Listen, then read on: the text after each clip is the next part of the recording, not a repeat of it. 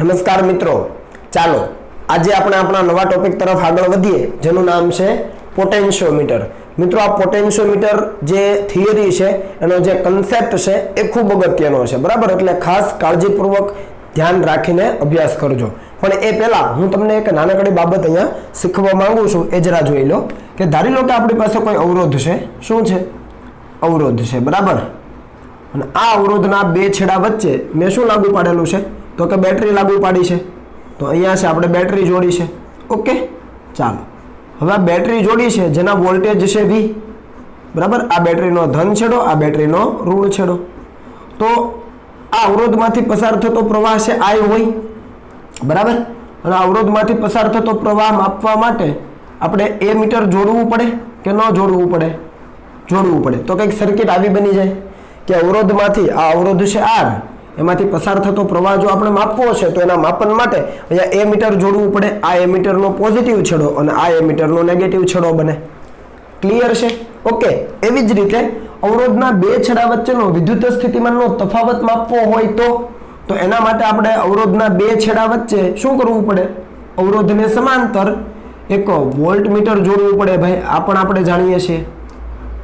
આ બંને વસ્તુ ક્લિયર થાય છે કે ભાઈ પ્રવાહનું માપન કરવું હોય તો એ મીટર જોડવું પડે, અને જો વોલ્ટેજનું માપન કરવું હોય તો શું જોડવું પડે? વોલ્ટમીટર જોડવું પડે। આ પોઝિટિવ છેડો અને આ કેવો થાય?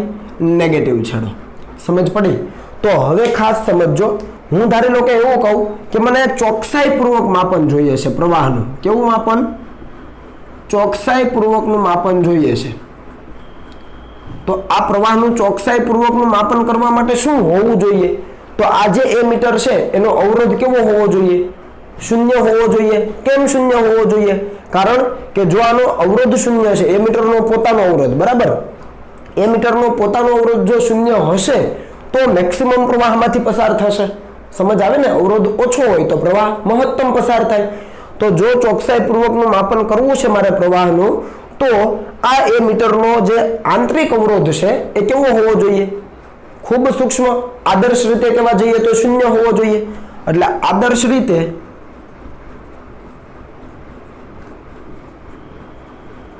અવરોધ બરાબર 0। જો આનો આદર્શ રીતે વિચારવા જઈએ તો અવરોધ જો શૂન્ય હોય તો મેક્સિમમ પ્રવાહ પસાર થશે અને આપણને પ્રવાહનું સાચું માપ મળે। તો એ મીટર માટે યાદ રાખજો કે જ્યારે એ મીટર આપણે આદર્શ એ મીટરની વાત કરતા હોઈએ ત્યારે એનો અવરોધ કેવો હોય? શૂન્ય હોય। પણ ખરેખર કોઈ પણ એ મીટર આદર્શ હોતું નથી। વ્યવહારમાં કોઈ પણ વસ્તુ આદર્શ નથી હોતી, બરાબર। આ તો આદર્શ હોય ત્યારે એનો અવરોધ છે કેવો હોય? શૂન્ય હોય, જેથી કરીને મહત્તમ પ્રવાહ પસાર થાય અને આપણને સાચા પ્રવાહનું મૂલ્ય મળે। એવું જ કે અહીંયા વિચારો કે અહીંયા પણ ચોકસાઈપૂર્વકનું માપન જોઈએ છે। કોનું? હવે વોલ્ટેજનું। તો વોલ્ટેજનું ચોકસાઈપૂર્વકનું માપન જોઈતું હોય તો શું કરવું પડે? તો આમાંથી પ્રવાહ પસાર થવો જોઈએ નહીં। આમાંથી પ્રવાહ પસાર થવો જોઈએ નહીં। હવે આમાંથી પ્રવાહ પસાર ન થવા દેવો હોય તો આનો અવરોધ કેટલો હોવો જોઈએ? અનંત હોવો જોઈએ। હું શું કહું છું? આમાંથી પ્રવાહ પસાર થવો જોઈએ નહીં, તો અને તો જ આપણને અવરોધના બે છેડા વચ્ચેનો જે વિદ્યુત સ્થિતિમાનનો તફાવત છે, જે આપણે પોટેન્શિયલ ડ્રોપ કહીએ છીએ, વોલ્ટેજ કહીએ છીએ, એ આપણને ચોકસાઈપૂર્વકનો મળે, બરાબર। એના માટે શું હોવું જોઈએ? તો આનો જે અવરોધ છે કેવો હોવો જોઈએ? અનંત હોવો જોઈએ। એટલે આદર્શ રીતે જો વિચારવા જઈએ, આદર્શ રીતે અવરોધ કેવો હોવો જોઈએ? અનંત હોવો જોઈએ। જો આનો અવરોધ છે અનંત હશે તો આમાંથી પ્રવાહ પસાર થવાનો નથી, બધો જ પ્રવાહ અવરોધમાંથી પસાર થશે। અને જો બધો જ પ્રવાહ અવરોધમાંથી પસાર થાય તો અવરોધના બે છેડા વચ્ચેનો વિદ્યુત સ્થિતિમાનનો તફાવત ચોકસાઈથી માપી શકાય। આ બંને વસ્તુ ક્લિયર થઈ ગઈ। એટલે શોર્ટમાં સમજાવું કે જો આદર્શ એમીટરની વાત કરતા હોઈએ તો આદર્શ એમીટરનો અવરોધ કેવો હોવો જોઈએ? શૂન્ય હોવો જોઈએ, ઓકે। અને જો આદર્શ વોલ્ટમીટરની વાત કરતા હોઈએ તો આદર્શ વોલ્ટમીટરનો અવરોધ કેવો હોવો જોઈએ? અનંત હોવો જોઈએ। પણ વ્યવહારમાં આદર્શ એમીટર કે આદર્શ વોલ્ટમીટર શક્ય હોતું નથી। સમજ પડી? તો આ આદર્શ વોલ્ટમીટર તરીકે કોઈ વસ્તુ વર્તી શકે એવી કોઈ બાબત છે ખરી આપણી પાસે કે જેથી કરીને આપણે એનો ઉપયોગ આદર્શ વોલ્ટમીટર તરીકે કરી શકીએ? તો એ બાબત છે અથવા એ વસ્તુ છે પોટેન્શિયોમીટર। મેં તમને કીધું કે આદર્શ વોલ્ટમીટર ખરેખર શક્ય નથી, એનો કંઈક ને કંઈક તો અવરોધ હોય જ, બરાબર। એવી જ રીતે આદર્શ એમીટર પણ શક્ય નથી, એનો પણ કંઈક ને કંઈક અવરોધ હોય જ। તો એ આદર્શ રીતે આ બંને જે આ ઇન્સ્ટ્રુમેન્ટ છે, સાધન છે, શક્ય નથી, તો આપણે કંઈક એવી રચના વિચારી કે જે ખરેખર આદર્શ વોલ્ટમીટર તરીકે વર્તે છે, અને એ રચના એટલે પોટેન્શિયોમીટર. એટલે પોટેન્શિયોમીટર શું માપન કરશે? તો કે આ જે વોલ્ટેજ ડ્રોપ છે અથવા ઈએમએફ જેને આપણે કહીએ છીએ એનું માપન કરશે, પણ એક્યુરેટલી. કેમ કે આનો જે આદર્શ અવરોધ છે એ કેવો છે ખબર? ઇન્ફાઇનાઇટ છે. આપણે કીધું ને આદર્શ અવરોધ કેવો હોવો જોઈએ? ઇન્ફાઇનાઇટ હોવો જોઈએ. એટલે સાચું માપન છે આપણને ઈએમએફ નું અથવા પોટેન્શિયલ ડિફરન્સ નું આપશે આ પોટેન્શિયોમીટર. સમજ પડી?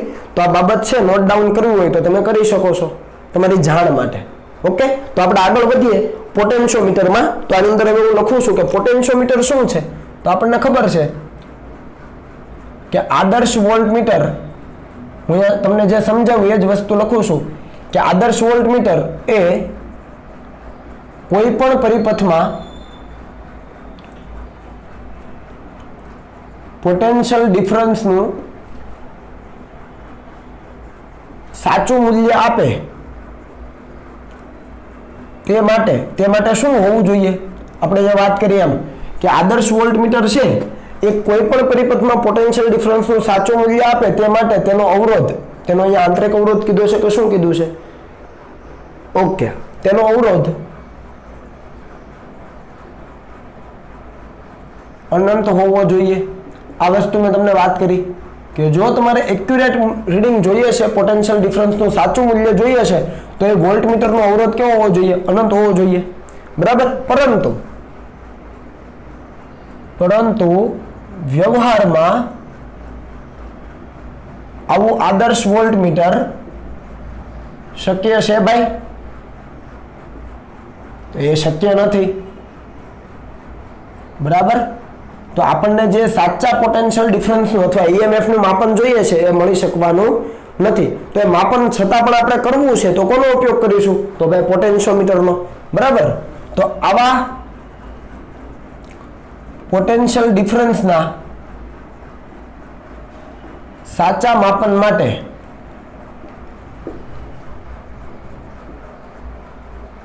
બીજી એક રચના કે જે અથવા કે જેનો અવરોધ અનંત હોય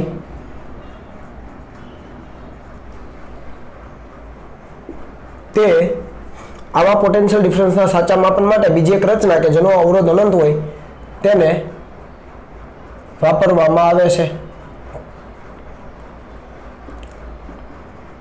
આ રચનાનું નામ શું છે? જેનું નામ છે પોટેન્શિયોમીટર. ચાલો ભાઈ, ઢાંટાણા એન્ટ્રી પડી હો ભાઈ પોટેન્શિયોમીટરની. સમજ પડી ને? એટલે હું અહીંયા તમને લખી દઉં કે પોટેન્શિયોમીટર એવું સાધન છે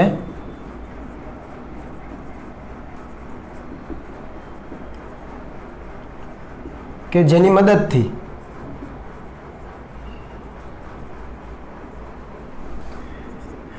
ઈએમએફ કે વિદ્યુત સ્થિતિમાનના તફાવતનું સાચું મૂલ્ય ચોકસાઈથી મેળવી શકાય.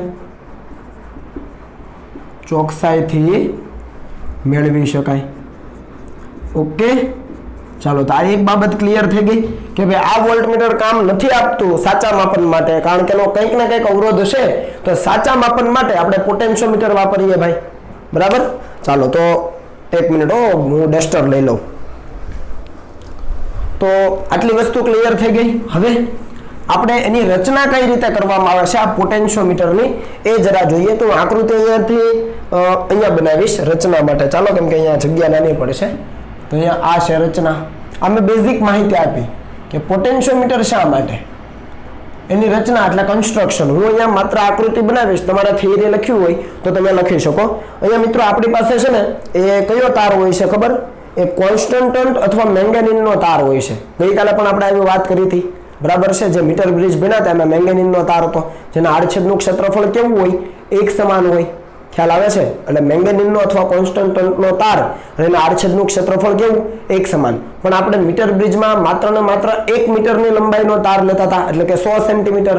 અહીંયા જે તાર લઈએ ને પોટેન્શિયોમીટરમાં, એની લંબાઈ 4 મીટરથી માંડીને 10 મીટર સુધીની હોઈ શકે. કેટલી હોય?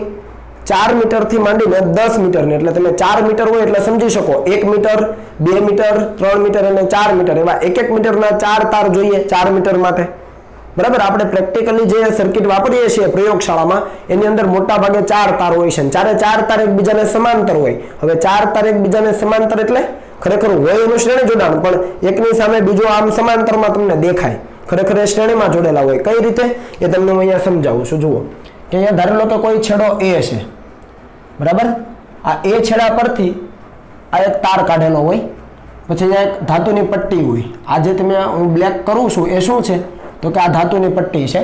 પછી અહીંયા બીજો તાર જોડેલો હોય એના છેડે, એ આ રીતે, બરાબર છે. પછી અહીંયા પાછી એક ધાતુની પટ્ટી આવે, જોજો વ્યવસ્થિત, આ પાછી એક ધાતુની પટ્ટી, પછી ત્યાંથી પાછો એક તાર જોડેલો હોય, પછી અહીંયા પાછી ધાતુની પટ્ટી આવે, બરાબર. આ બ્લેક તમે જેટલી જુઓ છો એ ધાતુના જોડાણ છે, અને પાછો એક તાર અહીંયા આવે. જુઓ 4 થઈ ગયા, 1 2 3 અને 4. આ દરેક તારની લંબાઈ કેટલી? 1 મીટર. તો જુઓ એટલે 1 મીટર, 2 મીટર, 3 મીટર અને 4 મીટર. સમજ પડી? તો અહીંયા છે આ બીજું જોડાણ હોય છે, તો આ બધા જ ધાતુના જોડાણ છે, બરાબર છે. આ શાના જોડાણ છે? ધાતુના જોડાણ. તમને દેખાય છે આ તારનું સમાંતર જોડાણ, પણ ખરેખર કેવું છે? શ્રેણી છે. જોઈ લો વ્યવસ્થિત, આ તારનું કેવું જોડાણ છે? શ્રેણી જોડાણ છે. આને કહીએ આપણે છેડો A અને આને કહીએ છેડો B, બરાબર. A અને B છેડાઓ છે. અને આ તારની લંબાઈ કઈ રીતે ગણવાની ખબર?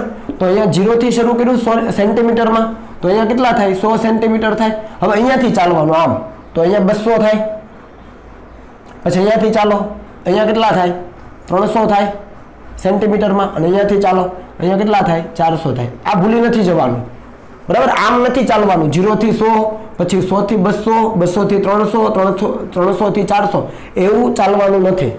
આવી રીતે ચાલવાનું 0 થી 100, પછી પાછા આવો 200, અહીંયાથી આ બાજુ 300, આ બાજુ 400, બરાબર. આ રીતની અરેન્જમેન્ટ હોય છે. અહીંયા હું તમને સાથે એ પણ લખાણ કરી દઉં છું કે આ જે તાર છે એ કોન્સ્ટન્ટ અથવા મેંગેનીનનો તાર હોય, અને જેના આડછેદનું ક્ષેત્રફળ સમાન હોય, એટલે સમાન આડછેદનું ક્ષેત્રફળ, અને એની લંબાઈ કેટલી હોય છે અહીંયા એ પણ લખી દઉં, તથા લંબાઈ અહીંયા આપણે 4 મીટર લઈએ છીએ. ખરેખર 4 મીટરથી 10 મીટરની હોઈ શકે, પણ આપણે જે વાપરીએ છીએ પ્રયોગશાળામાં એની લંબાઈ 4 મીટર હોય, તમે જોઈ શકો, બરાબર છે. આ બધા જ તારના જોડાણ છે ધાતુ સાથે વ્યવસ્થિત રીતે કરેલા હોય છે. પટ્ટી હોય છે ધાતુની, ખ્યાલ આવ્યો ને? એની સાથે જોડાણ વ્યવસ્થિત રીતે કરેલા હોય છે. અને આ A અને B છેડાઓ જે તમે જુઓ છો ને મિત્રો, એમની વચ્ચે હું અહીંયા B છેડાને થોડોક અલગથી દર્શાવું છું, તો જરા જોજો. અહીંયા B છેડો દર્શાવું છું અને અહીંયા 400 કરી દઉં છું, એટલે મને અહીંયા જોડાણ કરવામાં ફાવે, બરાબર. અહીંયા B છેડો છે એનું એક જોડાણ છે એ રિયોસ્ટેટ સાથે હોય. કોની સાથે હોય? રિયોસ્ટેટ સાથે. આ રિયોસ્ટેટ શું છે? તો રિયોસ્ટેટ એવું સાધન છે કે જેનો અવરોધ બદલી શકાય, બરાબર. તો અહીંયા લખી દઈએ કે આ છે રિયોસ્ટેટ. રિયોસ્ટેટ જેનો અવરોધ બદલી શકાય. અહીંયા લખવું હોય તો લખી શકો, બદલી શકાય તેવો અવરોધ. તમે એના અવરોધનું મૂલ્ય વધારી શકો, ઘટાડી શકો, તમારી ઈચ્છા મુજબનું અવરોધ તમે કરી શકો. એ છે રિયોસ્ટેટ. અને એનું જોડાણ છે એ એક કળ મારફતે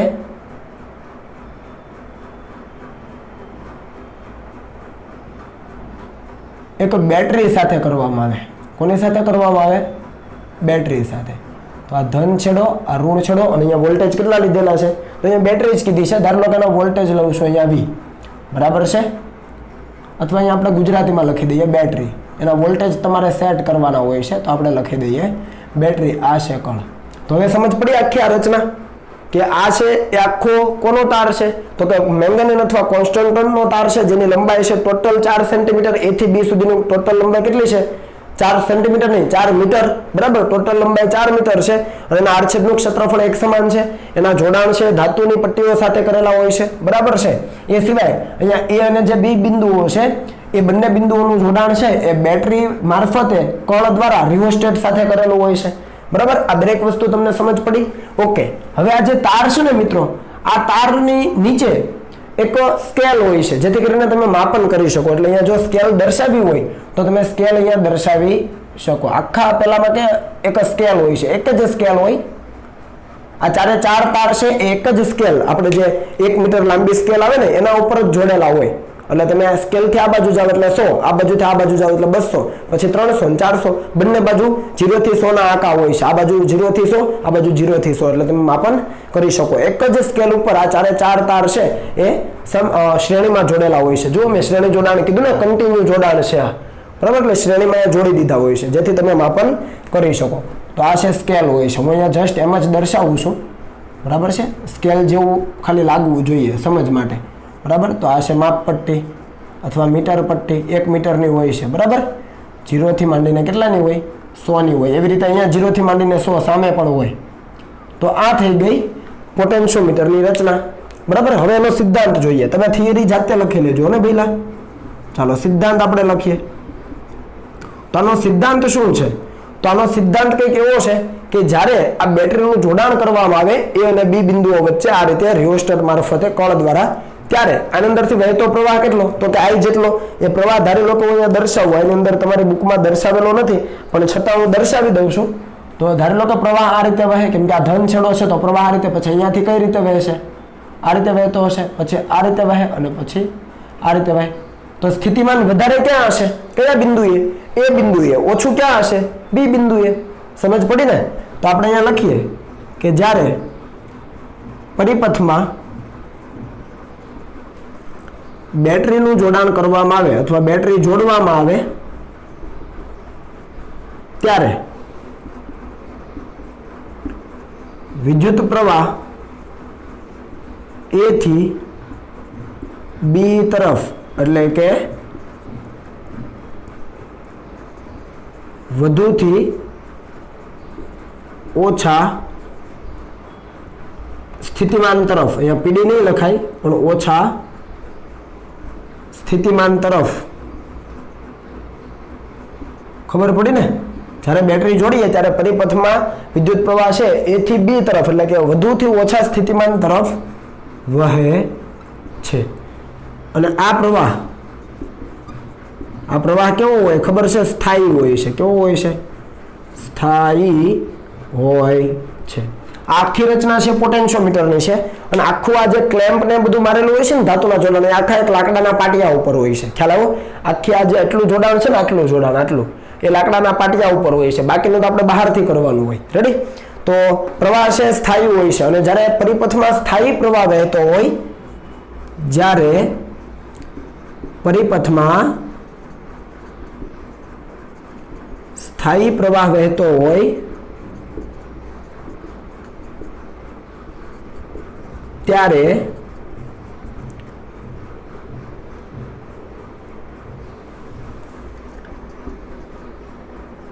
તારની કોઈ પણ લંબાઈમાં વિદ્યુત સ્થિતિમાનનો તફાવત એ તારની જે તે લંબાઈના સમપ્રમાણમાં હોય. સમજાવું આ દરેક સ્ટેટમેન્ટ સમજાવું. લંબાઈના સમપ્રમાણમાં. વ્યવસ્થિત આ સ્ટેટમેન્ટ સમજજો. ફરીથી રિપીટ કરું છું કે જ્યારે પરિપથમાં સ્થાયી પ્રવાહ વહેતો હોય, આપણે કીધું સ્થાયી પ્રવાહ વહે બેટરીનું જોડાણ કરીએ એટલે, બરાબર?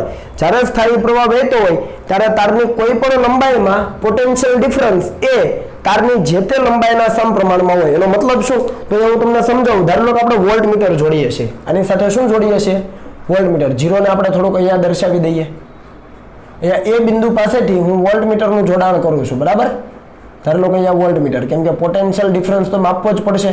અને એની સાથે જોકીનું જોડાણ છે. કોનું જોડાણ? જોકી. આને હું કહી દઉં છું J. શું કહી દઉં છું? J કહી દઉં છું, બરાબર? તો અહીંયાથી અહીંયા સુધીની આ A થી ધારો કે આ C બિંદુ સુધીની લંબાઈ આપણે કહીએ L. કેટલી કહીએ? L કહીએ. માપી શકાય ને?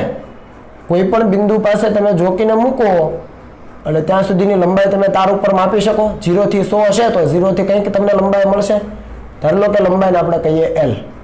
તો આપણે શું કીધું કે જ્યારે પરિપથમાં સ્થાયી પ્રવાહ વહેતો હોય, પ્રવાહ વહે છે ત્યારે તારની કોઈ પણ લંબાઈમાં, અહીંયા કેટલી લંબાઈ? ધારી લો કે L લંબાઈ છે. એ L લંબાઈમાં પોટેન્શિયલ ડિફરન્સ કેટલો, ટૂંકમાં એ અને સી વચ્ચેનો સ્થિતિમાનનો તફાવત કેટલો, તો કે તારની જે તે લંબાઈના સમપ્રમાણમાં હોય. એટલે એ અને સી બિંદુ વચ્ચેનો વિદ્યુત સ્થિતિમાનનો તફાવત જો આપણે કેપિટલ વી કહીએ તો કોના સમપ્રમાણમાં, એલ ના સમપ્રમાણમાં. સમજ પડી કે ન પડી? આપણે આ એ અને સી વચ્ચેનો વિદ્યુત સ્થિતિમાનનો તફાવત જો આપણે લેવા માંગીએ તો કોના સમપ્રમાણમાં, આ તારની લંબાઈના સમપ્રમાણમાં. ધારી લો કે જો કે આ બીજા તાર ઉપર હોત તો લંબાઈ કેટલી થાત, આ 100 અને આ બાજુ આવવાનું કંઈક 150 જેટલી હોત. ત્રીજા તાર ઉપર ધારી લો કે અહીંયા કંઈક હોય તો 100, 200 અને 220, 25 સેન્ટીમીટર જેટલું હોત. એટલે પોટેન્શિયલ ડિફરન્સ એ જે તે તારની લંબાઈ તમે લો છો, જોકી જ્યાં મૂકો છો ત્યાં સુધી 0 થી માંડીને તારની લંબાઈ કેટલી થાય, એ લંબાઈના સમપ્રમાણમાં. સમજ પડી? તો એ બાબત આપણે અહીંયા સાબિત કરવી છે, પણ એ પહેલા તમે આને એટલું કોપી કરી લો. ચાલો,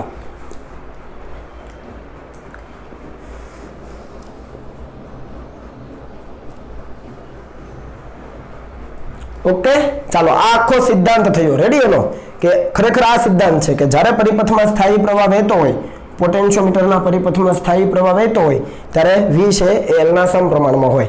હવે આગળ વધીએ તો જુઓ,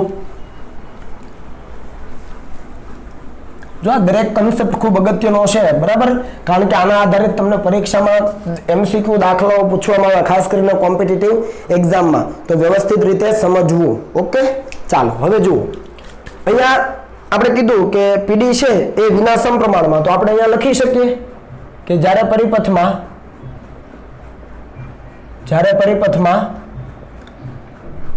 I જેટલો સ્થાયી પ્રવાહ, સ્થાયી એટલે અચળ કહેવાય, સ્થાયી એટલે કેવો પ્રવાહ કહેવાય, અચળ પ્રવાહ વહેતો હોય ત્યારે. અહીંયા આકૃતિમાં જુઓ તો A અને C બિંદુ વચ્ચે વિચારો. અહીંયા હું લખી દઉં, ચાલો તમારી સમજ માટે. AC બિંદુ માટે, AC બિંદુ માટે આપણે વિચારીએ, બરાબર. તો શું થશે, તો એના વચ્ચેનો વિદ્યુત સ્થિતિમાનનો તફાવત જો આપણે લેવો હોય તો ઓહમનો નિયમ વાપરીએ, એ પણ લખી દઈએ ઓહમના નિયમ મુજબ. ચાલો, ઓહમના નિયમ મુજબ, ઓહમનો નિયમ લખી શકાય, યસ. ચાલો, વહેતો પ્રવાહ I છે. હવે આ તારનો અવરોધ કેટલો, તો આપણને એનું સૂત્ર ખબર છે, ρL/A. હા, ખબર છે, બરાબર. તો અહીંયા લખી દઈએ કે R બરાબર ρL/A. ક્લિયર છે આ વસ્તુ, બરાબર. V = IR. આ પોટેન્શિયલ ડિફરન્સ માપવો હોય તો પ્રવાહ માપવો પડે તમારે અને R માપવો પડે. R એટલે ρL/A. ઓકે, જ્યાં L કઈ છે તો A અને C વચ્ચેની લંબાઈ અત્યારે, બરાબર. તો અહીંયા તમે વિચારો કે અહીંયા એક જ મિનિટ ભાઈ, માઇક નીકળી ગયું. ચાલો, તો અહીંયા તમે વિચારો તો અહીંયા I અચળ છે, જુઓ I જેટલો સ્થાયી પ્રવાહ અચળ છે. ઓકે, એટલે I નું કઈ કામ નથી. રો તો તમે કોઈ એક ચોક્કસ તાર લીધો છે, ક્યાં તો કોન્સ્ટન્ટનો છે, ક્યાં તો મેંગેનીઝનો છે, તો એ જે તાર છે એના દ્રવ્યની અવરોધકતા બદલાય તો કે ના બદલાય, તો અવરોધકતા પણ અચળ છે. સમાન આડછેદનું ક્ષેત્રફળ એ પણ અચળ છે. એટલે અહીં શું છે, તો I રો તથા A અચળ હોય, બરાબર. I અચળ, રો પણ અચળ જે તે તાર માટે, અને આડછેદનું ક્ષેત્રફળ તો આપણે સમાન લીધું છે, તો અચળ છે, માટે V proportional to L થઈ ગયું. જુઓ, જે આપણે અહીંયા શબ્દોમાં કીધું કે ભાઈ પોટેન્શિયલ ડિફરન્સ છે તારની જે તે લંબાઈના સમપ્રમાણમાં હોય, તમે જોકી જ્યાં રાખી છે ત્યાં સુધી તારની જે લંબાઈ છે એના સમપ્રમાણમાં આ PD થાય. તો જો સાબિત થઈ ગયું, ખબર પડી ને, બાકીનું બધું અચળ છે. અહીંયા ખરેખર આ જે કોન્સ્ટન્ટ અને મેંગેનીઝના તાર હોય ને એની અવરોધકતા ખૂબ ઊંચી હોય, આ મેં તમને સમજાવેલું છે. ઊંચી હોય એનો મતલબ કે એની અવરોધકતા તાપમાન સાથે ખાસ બદલાતી હોતી નથી. રેડી? તો લગભગ એ અચળ જ હોય છે, બદલાતી નથી હોતી તાપમાન સાથે, તો અચળ હોય. તાપમાન કેમ? કારણ કે બેટરી લાગુ પાડી તો તાર ગરમ થવાનો, તો અવરોધકતાની ચેન્જ થાય નહીં, એટલા માટે કોન્સ્ટન્ટ અને મેંગેનીઝનો તાર વાપરવામાં. મેંગેનીઝ, ઓકે, મેંગેનીઝ બરાબર છે, બરાબર. તો એના તાર વાપરવામાં આવે છે. ચાલો, તો આ સિદ્ધાંત સાબિત થઈ ગયો, V proportional to L. હવે તમારે જો ગ્રાફ બનાવવો હોય V અને L વચ્ચેનો, તો આપણે અહીંયા બનાવી શકીએ. એ ગ્રાફ કંઈક આવો બનશે, કેમ કે સમપ્રમાણ છે તો તમે અહીંયા V લઈ લો, અહીંયા 0 અને અહીંયા તારની લંબાઈ L. જો કે તમે જેટલા સુધી લઈ જાઓ છો આખા સમગ્ર તારમાં A થી B દરમિયાન, તો એ દરેક બિંદુઓ માટે તમે જો જુદા જુદી લંબાઈ માટે વોલ્ટેજ માપો ને તો તમને એનો આલેખ આ સમીકરણ પ્રમાણે તમે વિચારો તો y = mx + c જેવું જ છે આ સમીકરણ ખરેખર, બરાબર ને? આ સમીકરણ એવું જ છે. તો ગ્રાફ કેવો મળશે? સ્ટ્રેટ લાઈન મળશે. ઓહમના નિયમનું પાલન થાય છે ને? જુઓ ગ્રાફ કેવો મળે તમને? સ્ટ્રેટ લાઈન મળે. આ એના જેવું જ કંઈક થાય. રેડી? ચાલો, તો આ અહીંયા વાત કરીએ આ પોટેન્શિયોમીટરના સિદ્ધાંતની. હવે થોડાક આપણે આગળ જઈએ તો આપણે વાત કરવી છે વિદ્યુત સ્થિતિમાન પ્રચલનની. શાની વાત કરવી છે? વિદ્યુત સ્થિતિમાન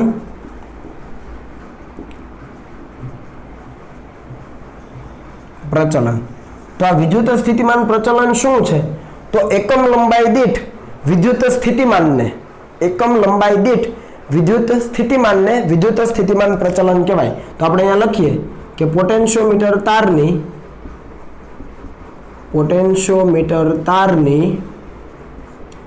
એકમ લંબાઈ દીઠ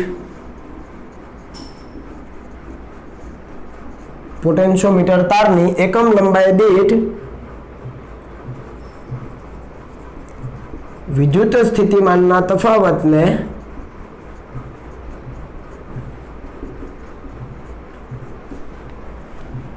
વિદ્યુત સ્થિતિમાન પ્રચલન કહેવાય. સમજાવવું આ વસ્તુ.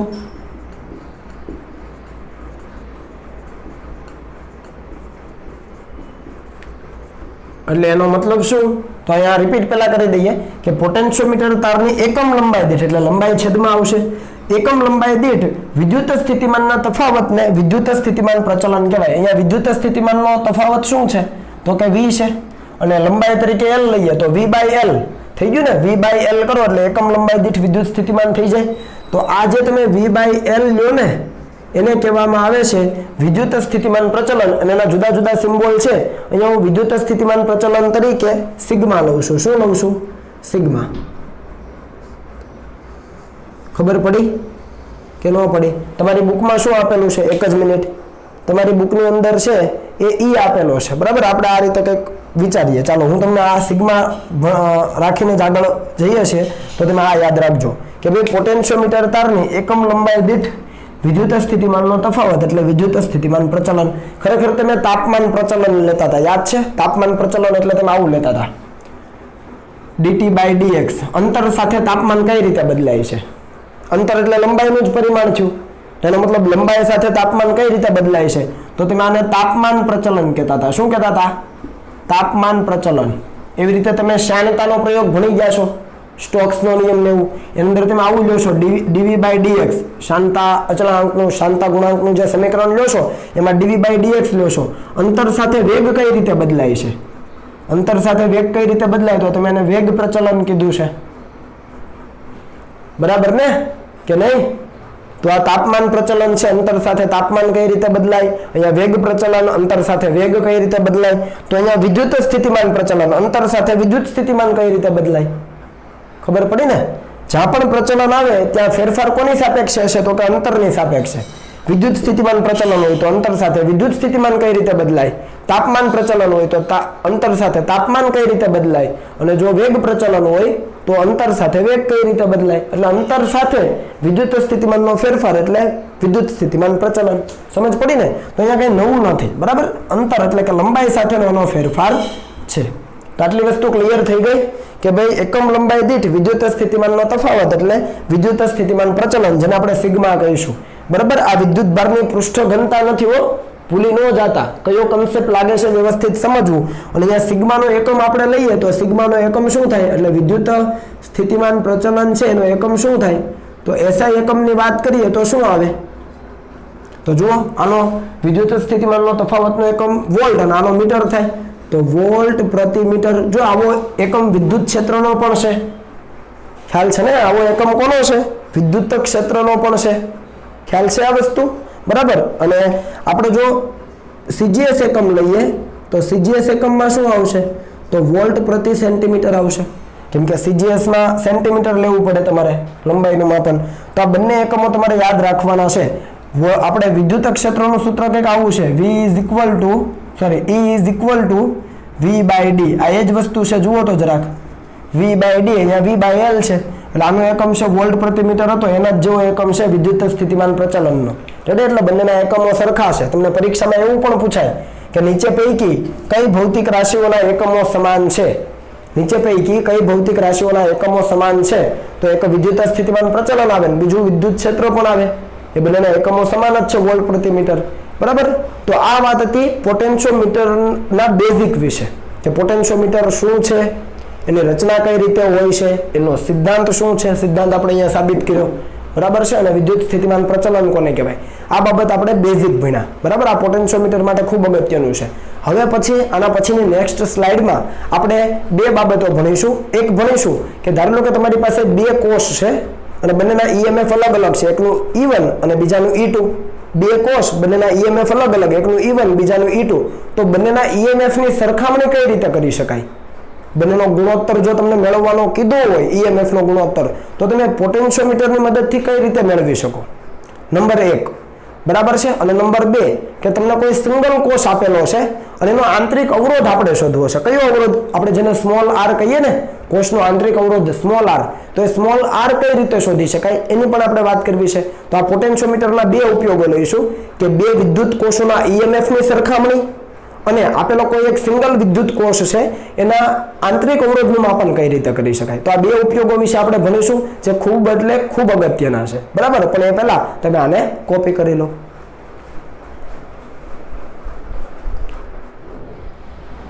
ચાલો મિત્રો આગળ વધીએ. પણ આગળ વધીએ એ પહેલા આપણે જે લાસ્ટ ઇક્વેશન જોયું વિદ્યુત સ્થિતિમાન પ્રચલન, બરાબર ને, એના વિશે થોડી ચર્ચા કરી દઉં. એક પોઈન્ટ એડ કરવાનો બાકી છે. તો આપણે ભણ્યા હતા V = IR. બરાબર. r ની જગ્યાએ શું લીધું હતું આપણે? તો ρl/a. અને આપણે એવું કીધેલું કે તારના આડછેદનું ક્ષેત્રફળ એક સમાન છે, તારની અવરોધકતા એક સમાન છે અને એમાંથી વહેતો પ્રવાહ છે અચળ પ્રવાહ છે. તો I, ρ અને એ અચળ છે. તો આપણે ડાયરેક્ટ આવું લીધેલું કે V ∝ L. અને વિદ્યુત સ્થિતિમાન પ્રચલનમાં આપણે આવું લીધું V/L = સિગ્મા. એટલે કે એકમ લંબાઈ દીઠ પોટેન્શિયોમીટર તારની એકમ લંબાઈ દીઠ વિદ્યુત સ્થિતિમાનનો તફાવત, એટલે વિદ્યુત સ્થિતિમાન પ્રચલન. તો આ સિગ્માની કિંમત કેટલી? તો અહીંયા જરા જુઓ, તો આવું લખાય V = સિગ્મા × L. જુઓ તો જરા આવું લખાય કે ન લખાય? સપ્રમાણતાની નિશાની દૂર કરીએ તો સપ્રમાણતાનો અચળાંક મૂકવો પડે. તો આ બંને ઇક્વેશનને કમ્પેર કરો. V છે, L છે, L છે. તો આ સિગ્માની કિંમત કેટલી થઈ? તો સિગ્માની કિંમત આવી કંઈક થઈ. એટલે કે આ વિદ્યુત સ્થિતિમાન પ્રચલન છે સિગ્મા, એની કિંમત કેટલી થઈ? તો I, ρ/a. એટલે આ તમારે એડ કરી દેવાનું છે આટલું, કે આ વિદ્યુત સ્થિતિમાન પ્રચલન છે એની કિંમત આ તો છે જ, એકમ લંબાઈ દીઠ PD આપણે જે કીધો એ તો છે જ, પણ અહીંયાથી આ સૂત્ર ઉપરથી કેટલી કિંમત થાય? તો I, ρ/a. આ એડ કરવાનું છે. ઓકે, ચાલો એડ કરી દો. ઓકે. તો હવે આ યાદ રાખજો, I, ρ/a એ વિદ્યુત સ્થિતિમાન પ્રચલન છે. બરાબર. અંતર સાથે અથવા લંબાઈ સાથે એ PD કઈ રીતે બદલાય એ. હવે આપણે વાત કરીએ પોટેન્શિયોમીટરની મદદથી બે વિદ્યુત કોષોના ઈએમએફ ની સરખામણી કરવી. ધારી લો કે તમને કોઈ બે સેલ આપેલા છે જેનું એકનું ઈએમએફ છે E1 બીજાનું છે E2. તો તમને E1 ના છેદમાં E2 નો રેશિયો શોધવાનો કે, અથવા એ બંનેમાંથી તમને કોઈ એકનું મૂલ્ય આપેલું હોય અને બીજાનું મૂલ્ય શોધવાનું કે, બંનેમાંથી કોઈ પણ વસ્તુ. બે સેલ E1 અને E2 જેટલા ઈએમએફ બંનેનો રેશિયો શોધવાનો કે, અથવા બેમાંથી એકનું મૂલ્ય આપ્યું છે અને બીજાનું મૂલ્ય શોધવાનું કે. તો એ કઈ રીતે શોધી શકાય? તો એના માટે આપણે પોટેન્શિયોમીટર સર્કિટનો ઉપયોગ કરીએ. અને હવે પોટેન્શિયોમીટરની સર્કિટ હું થોડી વ્યવસ્થિત નથી બનાવતો, તમે સમજી લેજો કે અહીંયા આ પોટેન્શિયોમીટર જે આપણે લીધેલો એનો અહીંયા એ છેડો છે અને અહીંયાથી આ તાર છે. આ 0 થી 100 સેન્ટીમીટર આ ધાતુની પટ્ટી છે. અહીંયા 100 થી 200 સેન્ટીમીટર કઈ બાજુ? 0 થી 100, 100 થી 200 આ રીતે. બરાબર. પછી 200 થી 300 અને આ જે છે 300 થી 400. તો આ A અને B છેડાઓ, એમની વચ્ચે ટોટલ 4 મીટર લંબાઈનો તાર આવી ગયો. આ જે જોડાણો છે ધાતુના છે એવું માનજો. હવે હું ઉતાવળે સર્કિટ બનાવું છું. બરાબર. આ જે જોડાણ છે એ ધાતુના જોડાણ છે અને આ છે આપણું B બિંદુ. હવે તો A અને B વચ્ચે શું જોડવાનું હતું? તો આપણને ખબર છે કે અહીંયા છે ઊંચો વોલ્ટેજ ધરાવતી બેટરી, કે જેનું ઈએમએફ આપણે લઈ લઈએ E જેટલું. શું લઈ લઈએ? E જેટલું. અને એને કોની સાથે જોડેલી હોય છે? તો અહીંયા વચ્ચે કળ મૂકેલી હોય છે અને અહીંયા એક સર્કિટ હોય છે જેને આપણે એક પરિપથ હોય છે, સાધન હોય છે જેને આપણે નામ આપેલું રિઓસ્ટેટ. યાદ છે ને? રિયોસ્ટેટની મદદથી શું કરી શકાય? તો એની મદદથી છે એ પરિપથનો અવરોધ છે અથવા પરિપથમાં અવરોધ છે એ વધઘટ કરી શકાય. ટૂંકમાં પરિપથમાં વહેતો પ્રવાહ છે એનું નિયમન તમે કરી શકો. તો આ સર્કિટ શાની થઈ? તો આ સર્કિટ થઈ પોટેન્શિયોમીટરની. બરાબર. અને અહીંયા સ્કેલ હોય છે, બધું તમે જાણો છો. આપણે શું કરવાનું છે? તો પોટેન્શિયોમીટરની મદદથી બે વિદ્યુત કોષના ઈએમએફની સરખામણી કરવાની. આ ઈએમએફની સરખામણી કરવી છે ને મિત્રો, તો જે પણ આપણી પાસે સેલ છે એને અહીંયા આ ધન છેડા સાથે જોડીશું, કારણ કે બેટરીનો ધન ક્યાં છે? એ છેડા સાથે, અને ઋણ ક્યાં છે? બી છેડા સાથે. તો આ અહીંયા જે બેટરીનો ધન છેડો એ છેડા સાથે જોડેલો છે ત્યાં આપણે બંને જે સેલ છે એના પોઝિટિવ ટર્મિનલ અહીંયા જોડીશું, એ બિંદુએ. એટલે આ રીતે જોજો વ્યવસ્થિત. બરાબર. બંને જે કોષ છે એના પોઝિટિવ ટર્મિનલ આપણે ક્યાં જોડીશું? તો કે એ બિંદુ પાસે, કેમ કે અહીંયા જોડશો એટલે અહીંયા એ બિંદુ પોઝિટિવ જ છે બેટરીના કારણે. ખ્યાલ આવો કે ન આવ્યો આમાં? બરાબર. અને આ બંને છે એને આગળ કઈ રીતે જોડાણ કરવાનું છે? તો આગળ છે બંનેના નેગેટિવ જે ટર્મિનલ છે એને અહીંયા એક બિંદુ સી છે એની સાથે જોડવાનું છે, પણ થોડું વ્યવસ્થિત જોજો કે અહીંયા વચ્ચે ગેપ છે અને ત્યાં છે એક દ્વિમાર્ગી કળ મૂકી છે. શું મૂકેલું છે? દ્વિમાર્ગી કળ મૂકી છે. અહીંયા નામ આપું છું સી, અહીંયા ઉપરના બિંદુએ નામ આપું છું એ, અને નીચે આપું છું બી. અને અહીંયાથી એક અવરોધ પેટી હોય છે, અવરોધ પેટી સાથેનું એ જોડાણ હોય છે આ સી બિંદુનું, અને ત્યાંથી ગેલોનોમીટર જોડેલું હોય છે. શું જોડેલું હોય છે ભાઈ? ગેલોનોમીટર. અને ત્યાંથી અહીંયા જોકી જોડેલી હોય છે આની સાથે. ઓકે, આવી કંઈક પરિસ્થિતિ હોય છે. સમજ પડી? તો આ સર્કિટ આપણે વ્યવસ્થિત ચેક કરી લઈએ કે એ બી સી અને ઓકે. તો આ સર્કિટ કમ્પ્લીટ છે. બરાબર. એક સેલનું ઈએમએફ આપણે ધારી લઈએ છીએ E1 અને બીજા સેલનું ઈએમએફ ધારીએ છીએ E2. એટલે આ છે સર્કિટ. હવે હું તમને સમજાવું. બરાબર. તમે વ્યવસ્થિત રીતે થિયરી લખજો કે ભાઈ પોટેન્શિયોમીટરની સર્કિટમાં શું હોય છે. એ બિંદુ સાથે બેટરીનો ધન છેડો હોય છે, ત્યાંથી કળ મારફતે અહીંયા રિયોસ્ટેટ મારફતે બિંદુ બીને ઋણ સ્થિતિમાં રાખવામાં આવે છે, અને જે બે વિદ્યુત કોષોના ઈએમએફની સરખામણી કરવી છે એ બંને જે સેલ છે, એકનું ઈએમએફ E1 બીજાનું E2, એના પોઝિટિવ ટર્મિનલને એ બિંદુએ જોડવામાં આવે, અને બંનેના જે નેગેટિવ ટર્મિનલ છે એને અહીંયા સી બિંદુ સાથે જોડવામાં આવે છે. પણ અહીંયા જુઓ મેં જોડાણ નથી કર્યું, અહીંયા કળ ખાલી રાખે છે. એ સમજાવું. આ જે કળ છે એને કહેવાય દ્વિમાર્ગી કળ અથવા ઉલટ સુલટ કળ. શું કહેવાય? દ્વિમાર્ગી કળ. આપણે દ્વિમાર્ગી કળ એટલે તમે ધારો એ દિશામાં પ્રવાહને વહેડાવી શકો. બરાબર. એ વસ્તુ. અને એનું જોડાણ છે ક્યાં કર્યું છે? અવરોધ પેટી સાથે. અને એનું જોડાણ ગેલોનોમીટર મારફતે થઈને જોકી મારફતે. એટલે અહીંયા હું લખી દઉં છું જોકી. જોકી શું હોય છે એ મેં તમને ગયા લેક્ચરમાં સમજાવ્યું છે જ્યારે મીટર બ્રિજ ભણાવ્યું ત્યારે. તો આટલી વસ્તુ ક્લિયર થઈ ગઈ છે. ઓકે. તો હવે આ બંનેના ઈએમએફની સરખામણી કઈ રીતે કરી શકાય? તો એના માટે તમારે શું કરવાનું છે? તો સૌપ્રથમ છે એ ધારી લો કે મારે E2 સેલને જોડવો છે. કોને જોડવો છે? E2 સેલને. તો હું શું કરીશ? ધારી લો કે E1 ને જોડવો છે. તો અહીંયા આપણે કી મૂકીશું. અહીંયા કી અહીંયા મૂકીશું એટલે શું થશે? એટલે કે આ દ્વિમાર્ગી કળને બી અને સી બિંદુને જોડે એ રીતે ફેરવીશું. કોને કઈ રીતે ફેરવીશું? દ્વિમાર્ગી કળને બી અને સી બિંદુને જોડે એ રીતે ફેરવીશું. એટલે પ્રવાહ છે એ આ સેલમાંથી વહન શરૂ થશે એનું, અને અહીંયા ખ્યાલ આવો. તો અહીંયાથી અવરોધ પેટીમાંથી અમુક અવરોધ તમારે કાઢી લેવાનો છે, જેથી કરીને ગેલોનોમીટરમાં છે એ કોઈ ચોક્કસ મૂલ્યનો પ્રવાહ છે એ વહેડાવી શકાય. ખ્યાલ આવે છે ને? અને પછી તમારે આ જોકીને આ સમગ્ર જે તારની લંબાઈ છે એના ઉપર ફેરવીને એવું બિંદુ નક્કી કરવાનું કે જેથી કરીને ગેલોનોમીટરનું આવર્તન કેવું થઈ જાય? શૂન્ય થઈ જાય. સમજ પડી? ધારી લો કે આવર્તન શૂન્ય થાય છે એ વખતની આ જે જોકીની પોઝિશન છે ને J1 કહું, અને અહીંયાથી આપણે લંબાઈ લઈએ તો ધારી લો કે L1 છે. કેટલી છે? L1. તો આપણે એવું લખી શકીએ કે ભાઈ EMF E1 is equal to sigma into L1. સમજ આવે છે? EMF E1 is equal to sigma એટલે વિદ્યુત સ્થિતિમાન પ્રચલન. આવું ભણ્યા ને આપણે? V is equal to sigma into L. આવું ભણ્યા ને હમણાં? મેં તમને લખાવ્યું. તો અહીંયા E1 is equal to sigma into L1 લખાય પહેલા કોષને જ્યારે જોડ્યો છે ત્યારે. તો આ વસ્તુ આપણે લખવી પડે. બરાબર. તો એને આપણે થોડુંક થિયરી સ્વરૂપમાં લખીએ એટલે વધારે સમજ આવે કે આકૃતિમાં પોટેન્શિયોમીટર નો પરિપથ આપેલ છે, જેમાં જે બે વિદ્યુત કોષોના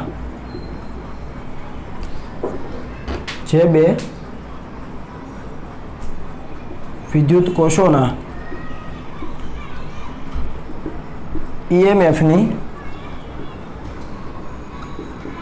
સરખામણી કરવી છે તેના ધન છેડા, આ જે સેલ છે એના ધન છેડા બિંદુ એ સાથે, આવા થિયરી તમે લખી શકો, બરાબર ને, સાથે જોડેલ છે. અને આ બધું તમે સર્કિટ લખી શકો કે ત્યાંથી જોડાણ અવરોધ પેટી સાથે, ગેલોનોમીટર સાથે, જોકી સાથે, તો આ બધું તમારે હવે સેલ્ફ કરવાનું છે. હું તમને માત્ર કન્સેપ્ટ સમજાવું છું, બરાબર. તો અહીંયા મેં શું કીધું કે ધારી લો કે તમારે આ E1 ને અહીંયા પરિપથમાં જોડવો છે, પહેલા સેલને, તો તમારે કઈ કી જોડવાની છે? તો બી અને સી વચ્ચેનો જે માર્ગ છે એને બંધ કરવાનો. ટૂંકમાં દ્વિમાર્ગી કળ એવી રીતે ઘુમાવો કે જેથી કરીને બી અને સી બિંદુ કનેક્ટ થાય, બરાબર. અથવા અહીંયા કળ હોય તો કળ પણ મૂકી શકો. ધારો કે બી અને સી વચ્ચે કળ મૂકી તો આ પહેલો સેલ અહીંયા સર્કિટમાં આવી ગયો અને આમાંથી પ્રવાહ વહેવાનો, અહીંયાથી પ્રવાહ વહે, પણ અહીંયા ગેલોનોમીટરમાંથી વહેતા પ્રવાહનું નિયમન કરવા અહીંયા અવરોધ પેટીમાંથી અમુક અવરોધ તમારે કાઢી લેવો પડે, બરાબર. અને અમુક અવરોધ કાઢી લો એટલે ગેલોનોમીટરમાંથી ચોક્કસ પ્રવાહ વહેતો હશે જે જોકી મારફતે અહીંયા તમે મેળવી શકો. હવે તમારે શું કરવાનું છે? જોકીનું કામ શું છે? તો જોકીને અહીંયા તાર ઉપર એવી રીતે તમારે ઘુમાવવાની છે કે જેથી કરીને ગેલોનોમીટરનું આવર્તન કેવું થાય? શૂન્ય થાય. અને જે બિંદુએ ગેલ્વેનોમીટરનું આવર્તન શૂન્ય થાય એ તાર પરના બિંદુએ તમારે અટકી જવાનું, પછી આગળ પાછળ કશે જવાનું નથી.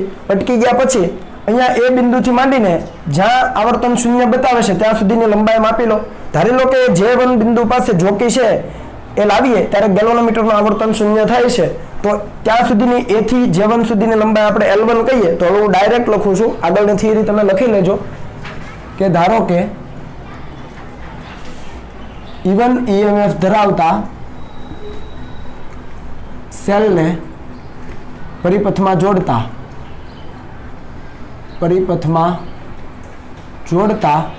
સંતુલન બિંદુ એટલે ખ્યાલ છે ને, અથવા સંતુલન સ્થિતિ ક્યાં મળે છે?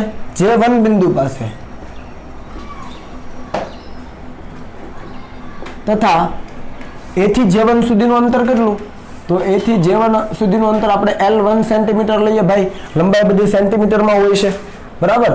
તો A J1 બરાબર L1 સેન્ટીમીટર. આથી V is equal to sigma into L મુજબ આ કયું સૂત્ર છે? વિદ્યુત સ્થિતિમાન પ્રચલનનું સૂત્ર. એ મુજબ તમે વિચારો તો શું થાય? E1 is equal to, કારણ કે અહીંયા છે EMF E1 છે, સિગ્મા ઇન્ટુ L1 થશે. તો આ થઈ ગયું સમીકરણ નંબર 1. ઈઝી છે. હવે આપણે બીજા સેલને લાવવું એટલે આ કળ કાઢી નાખો, તો અહીંયાથી રિમૂવ કરી અને કળ ક્યાં મૂકો? અહીંયા મૂકો. સમજ પડી? A અને C વચ્ચે કળ મૂકો એટલે બીજો સેલ આવ્યો. હવે બીજો સેલ આવ્યો તો તમારે બીજું સંતુલન બિંદુ મળશે. એટલે હું ડોટેડ લાઈન કરું છું એવું સમજજો કે કોઈ બીજા સંતુલન બિંદુ માટે છે. તાર એનું એ જ છે પણ ડોટેડ લાઈન એટલે હવે તમે બીજી વાર પોઝિશન મેળવશો. ધારી લો કે J2 મળે છે. J2 બિંદુ પાસે તમને ગેલ્વેનોમીટરનું આવર્તન શૂન્ય મળે અને ત્યાં સુધીની લંબાઈને આપણે ધારી લઈએ. તમે આકૃતિ થોડીક વ્યવસ્થિત બનાવજો જેથી L1 L2 તમારી સમજ માટે વ્યવસ્થિત દર્શાવી શકો. થિયરી તમે જાતે લખશો, બરાબર. ચાલો, તો હવે એવી જ રીતે કે ધારો કે આ જ વસ્તુ E2 EMF ધરાવતા સેલને ક્યાં લાવ્યા છીએ આપણે? પરિપથમાં જોડતા સંતુલન સ્થિતિ કયા બિંદુ પાસે મળી? J2 પાસે. ફરીથી રિપીટ કરું છું, સંતુલન સ્થિતિ એટલે શું? તો કે ગેલ્વેનોમીટરમાંથી વહેતો પ્રવાહ શૂન્ય. ન યાદ રહે તો લખતા જજો. સંતુલન સ્થિતિ J2 પાસે મળે છે અને એનો મતલબ શું થયો? તો કે A થી J2 ની લંબાઈ ધારી લો કે L2 સેન્ટીમીટર છે.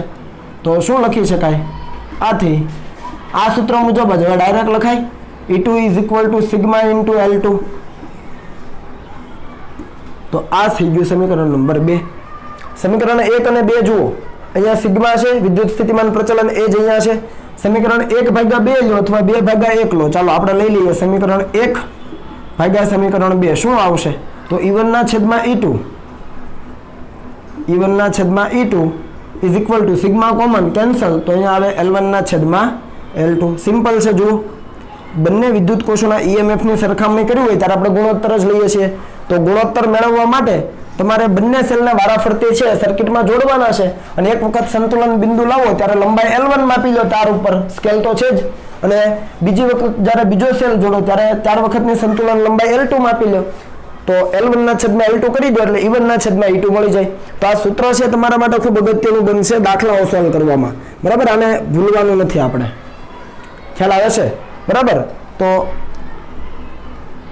આ થઈ ગયું તમારું પોટેન્શિયોમીટરની મદદથી બે વિદ્યુત કોષોના EMF ની સરખામણી કરવા માટેનું સૂત્ર. આ L1 અને L2 કઈ લંબાઈઓ છે? સંતુલન લંબાઈઓ. કેમ સંતુલન લંબાઈઓ? કારણ કે આ લંબાઈના બિંદુઓ પાસે ગેલ્વેનોમીટરમાંથી વહેતો પ્રવાહ શૂન્ય થાય છે. વારંવાર બોલું છું, નોટ ડાઉન તમે કરજો. મેં બોર્ડ ઉપર ત્યાં લખ્યું નથી. હવે ધારો લો કે તમને બંનેમાંથી કોઈ એક સેલનું EMF આપી દીધું છે. ધારો લો કે તમને E2 આપી દીધું છે, તો તમને E1 મળી જાય. ક્યાંથી? તો કે E2 આપી દીધું છે, L1 L2 અહીંયા પ્રેક્ટિકલ કરીને શોધી શકાય, તો E1 મળી જાય. તો આપણે એવું પણ લખી શકીએ કે E1 is equal to E2 અને ઇન્ટુ L1 ના છેદમાં L2. જો તમને E2 ની કિંમત આપી હોય અને E2 ની આપી હોય ને E1 શોધવાનું કીધું હોય, તો L1 L2 છે સર્કિટ ઉપરથી શોધી લો એટલે તમને મળી જાય. બરાબર. એટલે અહીંયા હું બિંદુ દર્શાવતો નથી, તમારે બે વાર સર્કિટ નથી બનાવવાની, થિયરીમાં લખવાનું છે. પહેલી વખત E1 ને લેવા, બીજી વખત E2 ને લેવા, એ દરેક વસ્તુ શબ્દોમાં લખી દેવાની અને આ સૂત્ર તારવી દેવાનું. બરાબર. તો આ સૂત્ર ભૂલાઈ ન જાય, ફરીથી કહું છું. ઓકે, તો આટલું કોપી કરો. પછી આપણે એના પછીનો ઉપયોગ ભણીએ કે જેની અંદર આપણે આપેલો જે સેલ છે એનો આંતરિક અવરોધ કઈ રીતે માપવું એના વિશે શીખીશું.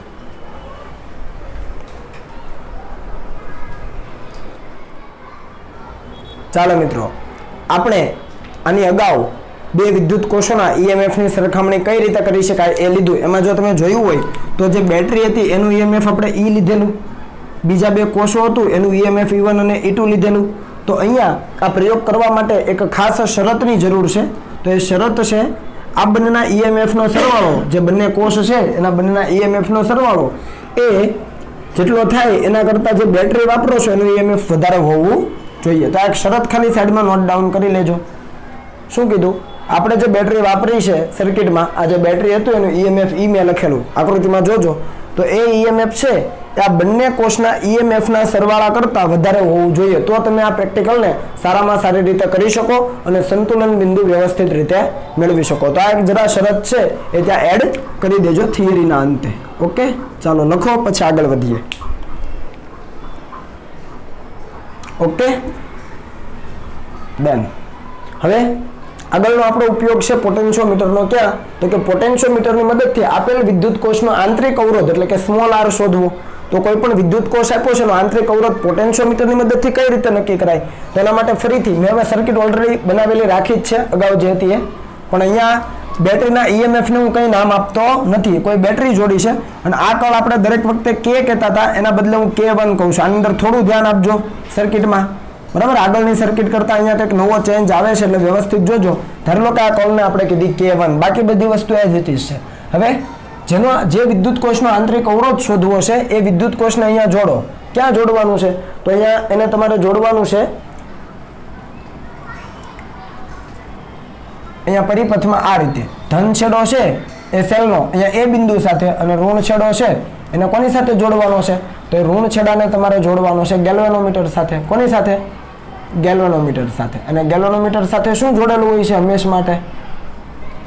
તો એના માટે જોડેલું હોય છે જોકી.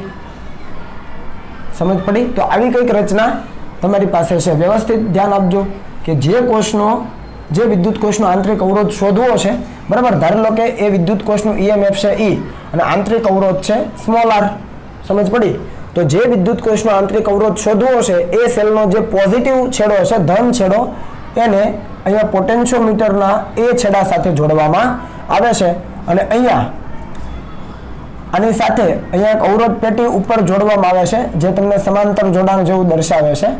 બરાબર, અહીંયા અવરોધ પેટી જોડવામાં આવે છે RB, જેના અવરોધને આપણે કહી શકીએ R, અને અહીંયા એક બીજી કળ હોય છે જેનું નામ આપું છું K2.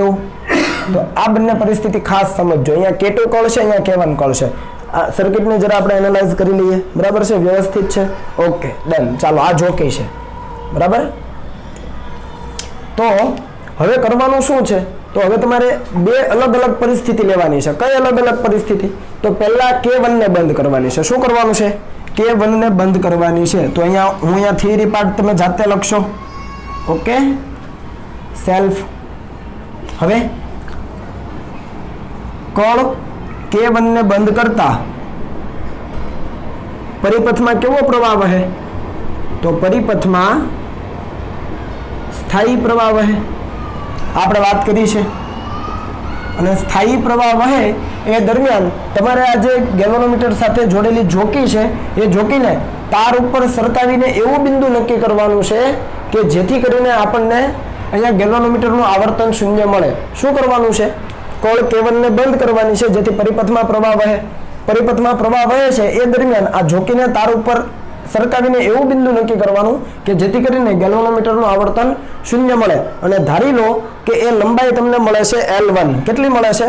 L1. તો આપણે અહીંયા લખીએ કે હવે જોકીને તાર AB પર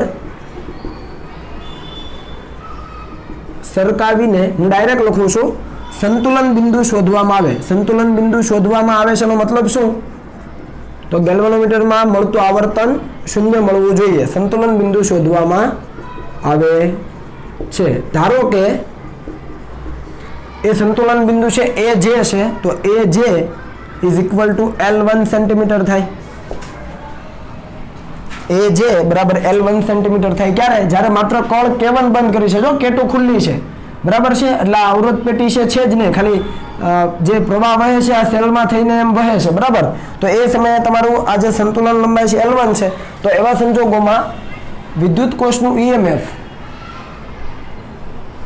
એવા સંજોગોમાં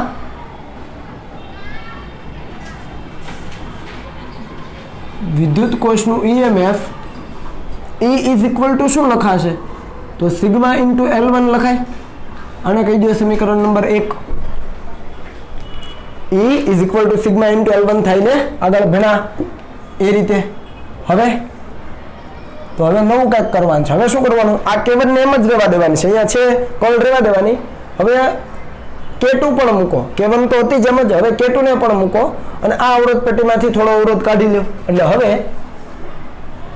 K2 ને દાખલ કરી રેઝિસ્ટન્સ બોક્સ એટલે કે અવરોધ પેટીમાંથી અમુક અવરોધ કાઢો. અમુક અવરોધ જેને આપણે નામ આપ્યું છે કેપિટલ R. જુઓ આકૃતિમાં કેપિટલ R કાઢી ફરીથી જોકી વડે તાર AB પર સંતુલન બિંદુ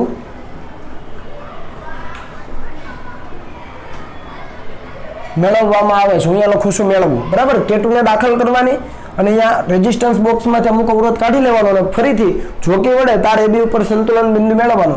ધારી લો કે સંતુલન બિંદુ આપણને મળે છે એ જે ડેશ નવું બિંદુ છે એને આપણે કહીએ L2 સેન્ટીમીટર ઉપર. એટલે નવું જ્યારે K2 દાખલ કરો છો ત્યારની આ પરિસ્થિતિ ડેશ લાઈન વડે દર્શાવું છું. અને ધારી લો કે એ અહીંયા મળે છે જે ડેશ બિંદુ પાસે, તો એ થી જે ડેશનું અંતર આપણે લીધું L2.